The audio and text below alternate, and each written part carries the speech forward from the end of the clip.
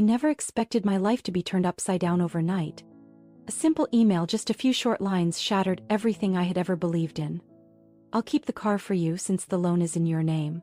Oh, and don't call me, it's over between us.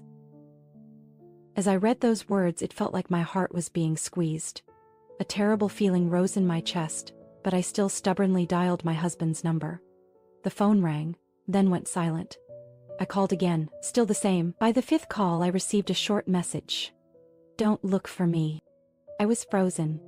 My name is Laura Bennett, 34 years old, an accountant at a law firm in Texas. 12 years ago, I thought I had married the right man. Ethan, my husband, had once been a warm, somewhat lazy man, but he knew how to make me feel safe. We have a son, Oliver, 9 years old, a bright and mature child beyond his years. Since the day we got married, I've been the one handling our finances. Ethan took on different jobs but never managed to keep one for long. Still, I never blamed him. I believed he just hadn't found the right job yet. For the past 3 years, Ethan seemed to have changed. He managed to hold down a stable job at a car distribution company. The pay wasn't great, but it was steady enough to give me peace of mind. I thought, maybe he had finally grown up. I was wrong. 2 months ago, Ethan suddenly became obsessed with the idea of enjoying life more. He said we had worked too hard and forgotten the most important thing, family memories. He started looking into buying a camper van so we could take weekend trips together. At first I refused. We had a mortgage to pay, Oliver's school fees, and countless other expenses. A nearly $50,000 camper van was the last thing we needed. But Ethan was persistent. Every day he painted vivid pictures of our future adventures, the three of us grilling under the sunset, Oliver happily riding his bike around the campsite, me reading a book by the fire. Ethan had a way of making everything sound perfect. In the end, I gave in. We found a $45,000 camper van, a huge expense but one that could be paid off in installments. Since Ethan's financial record didn't qualify, I took out the loan in my name. I thought we would pay it off together. What I didn't know was that Ethan had already planned to leave me. This morning when I woke up, Ethan had already left for work like usual. By the afternoon, while checking my work email, I saw a new message from him. A message that changed my entire life. Laura, I don't think we're right for each other anymore. I've found someone I truly love. I'm starting a new life with her. I'll be keeping the camper van since it's in your name. You can handle the payments. I'll send the divorce papers later. Don't call me. I was frozen as I read those words. Immediately I called him, no answer. I called his office. They told me Ethan had quit a week ago. My hands trembled as I rushed to the bedroom, yanked open the drawer. The divorce papers were gone. Ethan had left. No goodbye to his son, no hesitation, no remorse. And I was the one left to deal with everything. I had no idea how long I sat there, gripping my phone, eyes locked on the bank account balance. When I saw $43.25 on the screen, a wave of suffocating panic washed over me. It was all gone. Everything I had saved for years, every effort to build a stable future for this family, reduced to that number. And I had no idea what to do, except stare at the empty screen. Frantically, I scrolled through my transaction history. My stomach dropped as the withdrawals flashed before my eyes. $3,500, $4,800, $5,200, and finally $2,000. Ethan had drained every last cent without a trace. What had he done with the money? In that moment, the world around me faded into nothing but darkness. He didn't just take the car, he took everything I had, including the trust I had given him. And then I realized, it wasn't just money he had stolen, he had taken my sense of security. He had taken our future. I grabbed my phone and called the bank, desperately hoping for a way to fix this, but the cold response shattered that hope. It's a joint account, he had the right to withdraw. Ethan had used my trust against me, and now, there was nothing I could do. I checked the auto loan next. $750 per month. The first payment was due next week, but I had less than $50 in my account. No money to pay the loan, no car to sell, no way to reach Ethan. I stood up, my legs suddenly heavy, my vision blurred, my chest tightened. With just a few steps, I collapsed onto the floor. The crushing pain in my chest made it impossible to breathe. Everything around me faded to black. When I opened my eyes, my head throbbed. A bright white ceiling burned into my vision. The hospital. I tried to sit up, my body aching with exhaustion. A doctor stood beside my bed, looking at me with concern. "You're awake," he said. "You were severely exhausted. We ran some tests and found that you have a serious stomach ulcer. You need to rest more." I couldn't believe what I had just heard. A stomach ulcer? Years of relentless work, endless worries about my family had finally pushed me to this point. I sat there feeling utterly defeated. What was happening to my life? I was drowning in debt, unsure of how to pay it off, and now I was seriously ill. I tried to get up, but my body felt drained of all strength. I just wanted to go home. I needed to be with Oliver. What would my son do if I were stuck in this hospital? Lost in my chaotic thoughts, the door suddenly burst open. Oliver ran in, his wide eyes filled with worry. "Mom, are you okay?" I forced a tired smile, but no matter how hard I tried, I couldn't hide the pain inside me. Oliver wasn't a naive child. He had always been perceptive, always aware of the emotions around him. I tried to reassure him. "I'm just a little tired, sweetheart. You don't need to worry." But Oliver didn't believe me. He stared at me, his eyes full of doubt. "You're not lying, right? I know something's wrong." I couldn't hide the truth anymore. Oliver already knew. He had sensed the change in me, in our family, and I couldn't pretend any longer. But the last thing I wanted was for my son to carry this burden. "Do you know that your dad took all of our money?" I asked, my voice trembling. Oliver didn't say a word. He already knew. There was no need for further explanation. He simply nodded, his eyes never leaving mine. "I'll help you, Mom." His voice was steady, filled with quiet determination. "I can deliver newspapers, do small jobs, so you don't have to worry, and we'll get the camper van back from Dad." I stared at my son in shock. How was this possible? How could Oliver think of something like this at a time like this? "What are you saying?" I asked, my voice barely above a whisper. "Mom, don't you remember when you bought me a phone, we installed a GPS app so you could track me?" Oliver spoke like an expert. "We can use it to find Dad, too." I couldn't believe what I was hearing. Oliver had come up with a way to track Ethan, a 9-year-old boy, intelligent, determined, and far more capable than I had ever realized. He held up his phone, pointing to the screen. "You can see Dad's location right now." I looked at the screen, and sure enough, Ethan was somewhere out there, a blinking dot on the map. Oliver had been tracking his father this whole time, and I had no idea. "You did this? How did you figure everything out?" I asked, feeling both surprised and proud. "I just had a hunch. And I'd been watching everything. Dad isn't going to get away, Mom. I'm going to help you get the camper van back. I'm going to help you take back what's ours." At that moment, I realized I wasn't alone. Ethan may have left, I may have lost everything, but I still had Oliver, and no one could take away the most important thing I had left: the resilience of a mother and the strength of a child's love. This time, I wouldn't let Ethan get away so easily. With my son by my side, I would take everything back. I sat in front of my computer, eyes locked on the blinking dot on the map. Ethan was on the move, and my car was still in his possession. Oliver sat beside me, his eyes gleaming with determination, focused as if he were strategizing for an important mission. "Where is he?" I asked, my voice trembling with anger. Oliver swiped his fingers across the screen, zooming in on the area where Ethan's location was displayed. "Near a campsite, about a 2-hour drive from here. I'm guessing he's enjoying a little getaway with his girlfriend." A surge of fury ignited inside me. Ethan had taken all my money, left me in debt, and now he was living it up with that woman while Oliver and I were drowning in despair.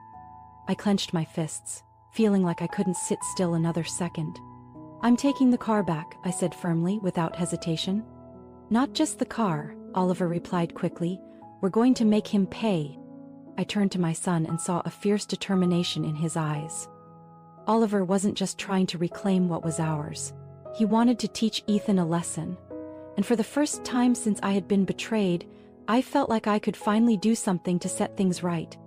Oliver and I spent the next hour mapping out our plan. He had already contacted the police reporting the stolen vehicle. I wasn't sure how they would react, but at least now they had a reason to put Ethan under their radar. At the same time, Oliver uncovered another critical piece of information: the full name and address of Lindsay Parker, Ethan's mistress. We found her social media account, where she was bragging about her camping trip with a brand new camper van. My anger flared as I scrolled through the photos, and then I saw it. A picture of Ethan, standing next to Lindsay, his arm wrapped around her waist, a satisfied smile on his face. "Mom, we're not just going after Ethan, we need to let her family know too," Oliver said firmly. I nodded in agreement. I searched for Lindsay's parents' contact information and dialed their number. "Hello, this is Laura Bennett. I need to talk to you about your daughter." At first, the woman on the other end sounded cautious, but as I explained that Lindsay was traveling with a married man, one who had stolen a camper van from his wife and child, the conversation grew tense. Then, I heard a deep voice, presumably Lindsay's father, speak up, his tone laced with anger. "We'll be there immediately." I didn't know what they planned to do, but I knew one thing. Lindsay wouldn't be enjoying her little getaway much longer. We got in the car and drove straight to the campsite. When we arrived, my heart pounded at the sight in front of me. Police cars were parked at the entrance, and a group of people had gathered around the camper van. Ethan stood frozen, his face pale as a ghost as he faced the officers. Next to him, Lindsay had her arms crossed, an annoyed expression on her face, clearly irritated that her vacation had been interrupted. I stepped forward, Oliver right behind me. "That camper van belongs to me," I told the officers. "The loan is in my name and I never gave my ex-husband permission to take it." Ethan spun around, his eyes wide with shock. "Laura, what are you doing here?" I folded my arms, my voice as cold as ice. "Taking back what's mine." The police instructed Ethan to hand over the keys. I saw the reluctance in his eyes, but he had no choice. Slowly, he pulled the keys from his pocket and handed them to the officer. I took them in my hand, a wave of relief washing over me. Lindsay let out a mocking laugh. "You're being ridiculous. Ethan left you, so why are you still chasing after him?" Before I could respond, Oliver spoke up. "So, it's you? The woman who lured my dad away and then tossed my mom aside like she was nothing?" Lindsay raised an eyebrow at Oliver, clearly surprised that a child was interfering in this situation. "Your dad chose me, it's as simple as that." Oliver smiled, but there was no amusement in it. "Is that what you think? Because I believe you're the one who's been fooled." Lindsay froze. Ethan turned to Oliver as well, his face suddenly filled with unease. "What do you mean?" Lindsay asked, her voice unsteady. Oliver pulled out his phone, tapped a few buttons and held up the screen. It was a picture of Lindsay with another man. Her belly, visibly pregnant. "Lindsay, are you sure the baby you're carrying belongs to my dad?" Everything went silent. I watched as Lindsay's face went pale, her eyes blinking rapidly, scrambling for an excuse. Ethan took a step back, his mouth slightly open as if he had just been punched in the gut. No way." Oliver shrugged. "You started dating someone else before you even met my dad. I found old pictures of you. That baby can't be his." Lindsay stammered a few incoherent words before suddenly turning to Ethan. "Are you seriously going to believe him? He's just a kid." But Ethan wasn't listening to her anymore. His face was drained of color, his eyes filled with shock and betrayal. I watched the scene unfold, feeling a deep, satisfying sense of justice. Ethan had betrayed me, taken everything I had to chase after this woman. And now, he was the one being betrayed. The police instructed Ethan and Lindsay to leave the area. Before they did, Oliver turned back and looked at Ethan one last time. "You thought you got away, Dad, but no one ever escapes the consequences of their actions." I smiled at my son. This time I had reclaimed what was mine, and for the first time in his life, Ethan knew what true loss felt like. Ethan stared at Lindsay as if he were seeing her for the first time. His face turned pale, his hands trembling as he clenched them into fists. The truth was undeniable, raw, and merciless. There was no room for excuses. He had abandoned his family to chase after this woman, only to realize that he was nothing more than a pawn in her game. I stood there, feeling a cold sense of satisfaction watching Ethan crumble. It wasn't because I wanted to see him suffer, but because I knew he was finally tasting the very pain he had inflicted on me. But unlike me, he had no one to turn to. No one would welcome him back when everything fell apart. Ethan whipped around to face me, his voice shaky. "Laura, I was wrong. I didn't know Lindsay was like this. I didn't know this would happen. I made a mistake. Please help me." I let out a quiet laugh. Exactly as I expected, when he thought he had everything, he discarded me without a second thought. But now that he had lost it all, he was crawling back, hoping I would take him in like before. I wasn't angry anymore. I just felt sorry for him. I spoke slowly, making sure every word was clear. You didn't just betray me. You stole all my money, buried me in debt, and abandoned your own son, and now you expect me to help you? Ethan stammered, trying to find words, but I no longer cared. I pulled out my phone and turned to the police officer nearby. I want to report a case of financial theft. Ethan Bennett withdrew all the money from our joint account, but that money was what I had saved before we got married. I also want to file a legal claim to ensure he repays every cent. The officer nodded and asked for evidence. I handed over the bank transaction records I had saved. Ethan turned pale, realizing that everything had completely shifted against him. He had assumed draining the joint account wouldn't have consequences, but he had forgotten one crucial fact. I was no longer his wife, and legally, my money was no longer his. Lindsay turned to her parents, pleading desperately, but Mr. and Mrs. Parker had no patience left for their daughter. Mrs. Parker's eyes were cold as she spoke. You have shamed us. We raised you to be better than this, and yet you went after another woman's husband. And on top of that, you lied to him too. From now on, don't call us your parents. Lindsay froze, stepping back as if she couldn't believe what she had just heard. But none of them looked at her again. Mrs. Parker then turned to me, her voice low. We apologize for what our daughter has done. We won't interfere anymore. She'll have to deal with the consequences of her own actions. With that, they turned and walked away, leaving their daughter behind in the mess she had created. Lindsay stood there, stunned for a moment, before suddenly snapping. She lunged at Ethan, pounding his chest. You idiot! This is all your fault. If you weren't such a failure, I wouldn't have lost my parents too.